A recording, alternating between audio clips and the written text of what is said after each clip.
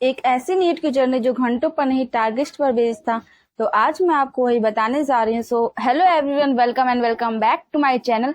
आई am Anupriya. तो काफी लोग तो मुझे जानते ही होंगे जिन्होंने मेरी पहले की वीडियोस वगैरह देखी होंगी। जो नहीं जानते वो मेरी पहले की वीडियोस वगैरह जाके जरूर देखिएगा, आपके लिए भी काफी हेल्पफुल होगी वो वीडियो। तो अगर मैं अपना रियलिटी बताऊँ कि मतलब कि मेरा नीट की प्रिपरेशन के दौरान मेरा टाइम टेबल या फिर डेली का रूटीन मेरा क्या रहता था, तो सबसे पहले मैं अपनी एक रियलिटी बात बताना चाहूंगी कि शायद मैंने जितना मेहनत अपने मतलब कि 12th के साथ मैंने किया था उतना शायद मैंने अपने ड्रॉप ईयर में नहीं किया है। इसी वजह से शायद मेरे इतने कम नंबर आए हैं, वरना मेरे अगर मैंने इतना ड्रॉप ईयर में भी जितना मैंने अपने 12th के साथ मेहनत किया था, अगर मैं उतना मेहनत अपने ड्रॉप ईयर में करती तो शायद मेरा ज्यादा अच्छे नंबर आते। पर कोई बात नहीं, जितना मैंने अपना बेस्ट दिया है उसी के हिसाब से मेरे नंबर भी आए, मेरे रैंक भी आई, तो इसलिए मैं काफी सेटिस्फाई हूँ।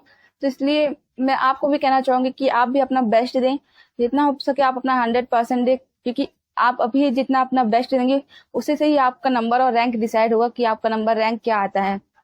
इसीलिए आप अपना अच्छे से पढ़ें अभी। आप अपने सिर्फ पढ़ाई पर फोकस करें और किसी चीज पर भी नहीं। तो अगर मैं अपना डेली का रूटीन बताऊं कि मतलब मेरा डेली का रूटीन क्या रहता था मैं नीट की प्रिपरेशन के दौरान, तो सबसे पहले अपने 12th के साथ बताऊंगी कि मेरा 12th के साथ मेरा डेली का रूटीन क्या रहता था। तो 12th के साथ मेरा डेली का रूटीन क्या रहता था कि सबसे पहले तो सुबह मेरी 7 बजे से कोचिंग होती थी, 7 से दोपहर में 12:30 या 1 बजे तक ऐसे मैं घर पे आ जाती थी। तो सुबह 7 से कोचिंग होती थी, तो मैं सुबह मतलब कि 5:30 बजे तक मैं उठ जाती थी। तो उसके बाद मेरा क्या होता था कि मैं मतलब फ्रेश वगैरह हुई, उसके बाद मेरा नाश्ता वगैरह किया। फिर उसके बाद अगर थोड़ा टाइम मतलब कोचिंग जाने से मेरा थोड़ा टाइम बढ़ जाता है, अगर मैं घर पे हूँ मैं बायो पढ़ लेती थी सुबह के टाइम में, क्योंकि सुबह के टाइम में ज्यादातर बच्चों कुछ माइंड ज्यादातर वो भी नहीं करता कि मतलब क्या पढ़ें। तो ज्यादातर बच्चे यही प्रीफर करते कि हाँ सिर्फ बायो पढ़ लेते सुबह के टाइम। तो मैं भी मतलब सुबह के टाइम बायो ही पढ़ती थी। अगर बायो पढ़ ली या फिर अगर जिस दिन जल्दी कोचिंग चलेगी तो उस दिन मैं कोचिंग में जाके जल्दी पढ़ लेती थी, मतलब अगर टाइम बचता तो मैं कोचिंग में जाके पढ़ती थी बायो वगैरह। फिर उसके बाद मेरी क्लास स्टार्ट हो जाती थी सुबह 7 से 1 बजे तक मैं घर पे आती थी, तो 12:30 तक मेरी क्लास रहती थी। मैं क्लास वगैरह करती थी, फिजिक्स केमिस्ट्री बायोलॉजी तीनों में हमारी क्लास होती थी, उसको किया।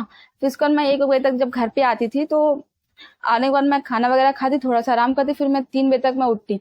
3 बजे के उठने के बाद मेरा रहता था कि जो मुझे क्लास में पढ़ाया गया है मैं सबसे पहले उसको रिवाइज करती थी, मुझे क्लास में क्या पढ़ाया गया है। फिर उसके बेस पे जितने भी क्वेश्चन होते थे मॉड्यूल से डीपीपी वगैरह से मैं उसको पूरा करती थी कि उसमें क्या क्या मेरे उसके क्वेश्चन बन सकते हैं, किस लेवल के क्वेश्चन बन सकते हैं। मैं उसको पूरा easy to moderate, moderate to high level के मेरे जितने भी क्वेश्चन होते थे तो मैं पूरा करती थी। पहले तो मैं इजी से शुरुआत करती थी, यहाँ पहले इजी क्वेश्चन करना है, फिर मॉडरेट, फिर हाई लेवल पे जाना है। ये नहीं कि तुरंत ही हाई लेवल पे चले जाओ, क्योंकि हम लोग जो मतलब जो भी या फिर बच्चे जो इस भी कोचिंग से मॉड्यूल वगैरह लेते हैं वहां पे भी मॉडरेट बेस लेवल का बनाया जाता है कि पहले इजी का क्वेश्चन हो, फिर मॉडरेट हो, फिर हाई हो, जिससे बच्चों का लेवल जो कॉन्फिडेंस होता है वो गिरे ना सीधे। कि काफी बच्चे होते हैं सीधे मतलब कि इजी क्वेश्चन ही करेंगे, तुरंत मतलब सीधे हाई क्वेश्चन करने चले जाते हैं, तो उनके क्या होता है उनका कॉन्फिडेंस लेवल गिर जाता है। तो ऐसा आपको नहीं करना, आप पहले मॉड्यूल की इजी क्वेश्चन करिए, फिर मॉडरेट, फिर आप हाई लेवल पे जाइए, जिससे आपको कॉन्फिडेंस लेवल भी जो होता है ना वो बना रहेगा। फिर ऐसे मतलब कि मॉडल वगैरह क्वेश्चन करती थी, फिर उसके बाद ऐसे शाम वगैरह हो जाती थी, ऐसे करते करते फिर मैं मतलब कि जो मुझे 1-2 दिन पहले जो मेरा कोचिंग में पढ़ाया रहता था मैं उसको रिवाइज करती थी। क्योंकि काफी बच्चे ना यहीं पे एक गलती कर देते हैं कि जो वो पिछले वाला कोचिंग का वगैरह या फिर आप कोचिंग या फिर ऑनलाइन ऑफलाइन जो आप जैसे भी पढ़ते हैं, ये गलती यहीं पे करते हैं कि जो पिछले बार का रिवाइज नहीं करते हैं, मतलब 1-2 दिन पहले उनके क्या हुआ है वो रिवाइज नहीं करते हैं। तो मेन गलती तो बच्चे यहीं पे करते हैं, और फिर कहेंगे कि मतलब कि हम पढ़ते तो हैं, जो रोज मॉड्यूल में पढ़ाया जा रहा है, रोज कोचिंग में पढ़ाया जा रहा है, वो हम रिवाइज भी करते हैं, पढ़ते भी हैं, मॉड्यूल भी सॉल्व करते हैं, पर मेरे बाद में हम 2-3 बार भूल जाते हैं। तो भूलने का एक मेन रीजन यही होता है कि मतलब कि दूसरे चौथे दिन उसको रिवाइज ना करना। तो आप ऐसे गलती मत करिए। आप जैसे आज परसों पढ़ाया गया है कोचिंग या फिर आप जहाँ भी पढ़े हैं, एक दिन छोड़ के उसको दोबारा फिर से रिवाइज करना। इससे क्या होगा, आपका रिवीजन बना रहेगा और आपके माइंड में वो चलता रहेगा कि हाँ यही रिवाइज का यही क्वेश्चन बन रहा है।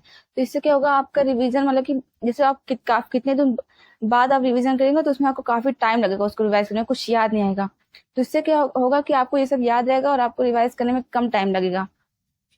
इसलिए आप ऐसा करिए, आपके लिए काफी अच्छा रहेगा। और फिर उसके बाद मैं क्या करती थी, रिवाइज करने के बाद फिर मैं खाना वगैरह खाती, मैं रात को 11:30 बजे तक मैं सो जाती थी। फिर उसके बाद मेरा डेली का रूटीन फिर मतलब यही ऐसे चलता गया। फिर सुबह 7 बजे उठना, तो मेरा ऐसे कम से कम मेरा जन जन नहीं, अक्टूबर नवंबर तक ऐसे गया था। फिर नवंबर अक्टूबर नवंबर, हाँ, फिर दिसंबर के लास्ट और जनवरी से तो मेरा 12th का मेरा बोर्ड ही था। जैसे मैंने आपके पहले वीडियोस में बताया कि ज्यादातर बच्चे जो होते हैं ना कि 12th के लिए इतना परेशान, बोर्ड के लिए मत हो, क्योंकि उसमें सिर्फ 5 सब्जेक्ट होते हैं, फिजिक्स, केमिस्ट्री, बायोलॉजी और हिंदी और इंग्लिश। जिससे क्या होता है कि आप 3 सब्जेक्ट तो अपने कोचिंग में, हालांकि नीट की प्रिपरेशन को दौरान ही पढ़ लेते हैं, फिजिक्स, केमिस्ट्री और बायोलॉजी। अब बच्चे 2 सब्जेक्ट हिंदी और इंग्लिश, तो उसको क्या करना है, मैं अपनी मेरी पहली वीडियो जाके देखिएगा, उसमें मैंने अपना बोर्ड्स का पूरा बताया कि कि कैसे क्या पढ़ना है। तो फिर जब मैंने दिसंबर और लास्ट और जनवरी की मैंने शुरू कर दिया था, जब मैंने हिंदी इंग्लिश पढ़ा, तो उस समय मेरा के लिए डेली का रूटीन फिर चेंज हो गया। उस टाइम मेरा क्या करी, मैं नाइट आउल थी उस समय। मेरा क्या था, मैं सुबह 7 से कोचिंग होता, मैं 7 से कोचिंग करती, कोचिंग के आने के बाद फिर मैं सो जाती, 1 बजे मैं सो जाती, खाना वगैरह खा के मैं सो जाती। सोने के बाद मैं उठती शाम को 6:30-7 बजे तक। तो उसके बाद मैं पढ़ना अपना शुरू करती। उसके बाद मैं पढ़ना शुरू करती तो मैं सुबह रात भर पढ़ती, फिर मैं सुबह कि 4:30-5 बजे तक मैं तब पढ़ती थी। फिर उसके बाद एक घंटा वगैरह आराम किया, फिर उसके बाद मैं कोचिंग के लिए तैयार होती थी। क्योंकि उस समय ना कि मेरे घर पे काफी प्रॉब्लम क्या है कि दिन में ना सब काफी डिस्टरबेंस होता है, मैं सही से पढ़ नहीं पाती। दिन में कोई इधर चिल्लाए कोई उधर चिल्लाए, तो मैं सही से पढ़ नहीं पाती थी। तो इसलिए मैंने रात का टाइम से देखा, तो मेरा काफी मुझे बेनिफिट हुआ था उससे। तो मार्च तक मेरा यही तक गया था, बोर्ड के पेपर के बाद भी 1 महीना, मार्च तक मेरा यही चला गया था। फिर उसके बाद ये तो मेरा फिर 12th का था। जब 12th के साथ मैंने क्या किया था, फिर उसका ड्रॉप ईयर में ड्रॉप ईयर में मैंने क्या किया था, जैसे मैंने आपको अपनी पहले वीडियो में बताया कि ड्रॉप ईयर में मेरा पढ़ाई कि अक्टूबर के लास्ट और नवंबर से मैंने स्टार्ट किया था मेन पढ़ाई।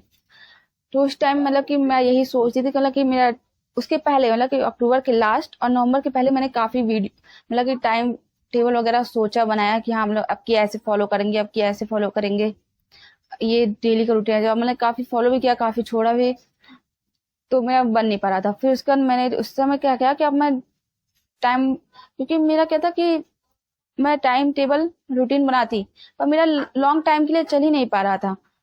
वही मैं बता दूं कि जैसे कि मैंने अपना लॉन्ग टाइम के लिए मेरा फॉलो ही नहीं कर रहा था। लॉन्ग टाइम बोले तो जैसे कि आपका 2-3 महीने तो फॉलो हो ही जाए, तो कि मेरा 2-3 महीना ही फॉलो में था, 2-3 दिन पढ़ा, फिर डेली कर, तो मेरा फिर वैसे टूट जाता था।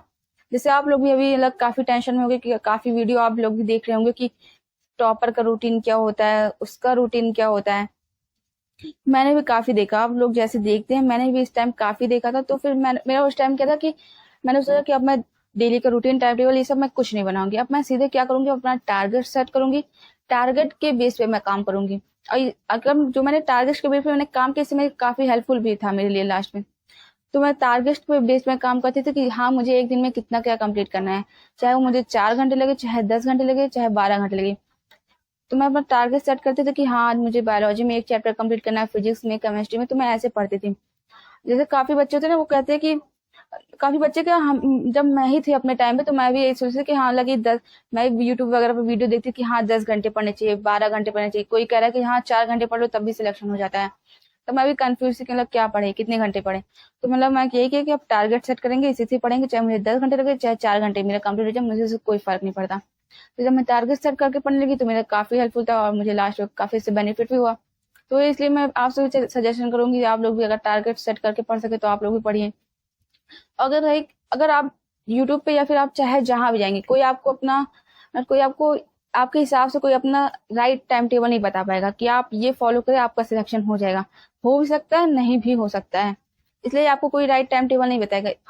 अगर आप किसी टॉपर का टाइम टेबल लेके आप पढ़ रहे हैं कि उनका टॉपर का टाइम टेबल ये था, तो उसमें आप अगर फिट हो पा रहे हैं तब तो सही है, क्योंकि वो उन्होंने अपने हिसाब से अपना टाइम टेबल बनाया कि उनके ना जितनी कैपेसिटी थी कि इतना वो एक दिन में कितना पढ़ सकते हैं, उन्होंने अपने हिसाब से टाइम टेबल पढ़ाया, तो उनके लिए वो परफेक्ट था।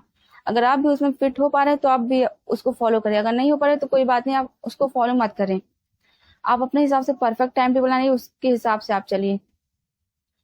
तो इसलिए मैं कहूंगी, आप अगर हो सके तो आप अपने हिसाब से टाइम टेबल बनाइए, या फिर अगर परफेक्ट टाइम टेबल बनाइए, या फिर अगर किसी का टॉपर का वगैरह का आपका टाइम टेबल फॉलो हो पा रहा है तो आप उसको फॉलो करें, अगर परफेक्ट आप उसे फिट हो पा रहे हैं तो।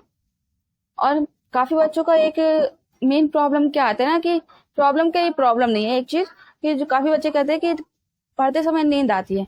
तो पढ़ते समय नींद ये कोई प्रॉब्लम नहीं है, ये सबके साथ होता है, चाहे वो नीट की तैयारी करो बच्चा, चाहे वो किसी भी चीज की तैयारी करो, सबके साथ ये होता है कि पढ़ते समय नींद आती है। तो मैंने इसके साथ क्या किया था कि अगर मुझे पढ़ते समय नींद आती है तो पहली बात तो मैं पढ़ते समय अगर नींद आ रही तो मैं सो जाती थी। मैं ये नहीं करती थी कि हाँ पढ़ी हुई जाओ मतलब सोती हुई जाओ, मैं ऐसा नहीं करती थी, क्योंकि इससे क्या होता है आपका माइंड फ्रेश भी नहीं हो पाता है, आप सही से पढ़ भी नहीं पाते हैं। तो इससे बढ़िया है कि आप पहले सो जाएं, उसके बाद उठ के पढ़ें।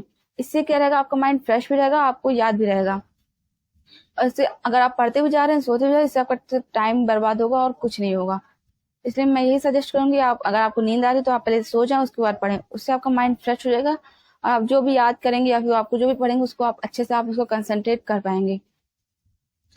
मैंने लास्ट टाइम नीट में क्या किया था कि मुझे सबसे ज्यादा बेनिफिट होता है लास्ट टाइम क्या कि आपको शुरू से ये चीज फॉलो करना चाहिए। पहली बात तो आपको नोट्स रिवाइज कर जरूर करना चाहिए, जो भी आप कोचिंग की या फिर ऑफलाइन ऑनलाइन जो भी आप पढ़े उसके नोट्स जरूर रिवाइज कर चाहिए, आपको नोट्स जरूर बनाने चाहिए। और काफी बच्चे क्या होते हैं, आप शॉर्ट नोट्स बनाते हैं। शॉर्ट नोट क्या ही होता है भाई, अगर तुम नोट्स को रेगुलरली रिवाइज कर रहे हो ना अच्छे से, तो वही आपका शॉर्ट नोट भी बन जाएगा। आपको शॉर्ट नोट बनाने की बिल्कुल भी जरूरत ही नहीं है। तो इसलिए मैं तो कहूँगी आप शॉर्ट नोट रोज रिवाइज करिए।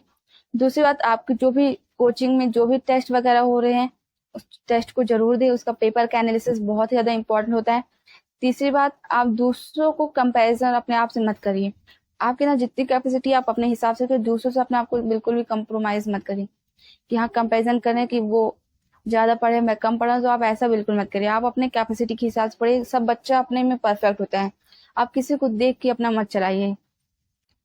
अगर ये वीडियो तुम्हें अच्छी लगी हो तो प्लीज लाइक शेयर सब्सक्राइब जरूर करिएगा। अगर कोई भी कमेंट होगा पढ़ाई से रिलेटेड या फिर अगर आपका कोई भी डाउट होगा तो कमेंट में जरूर बताइएगा कि आपका क्या डाउट है। तो मिलते हैं अगले वीडियो में। बाय।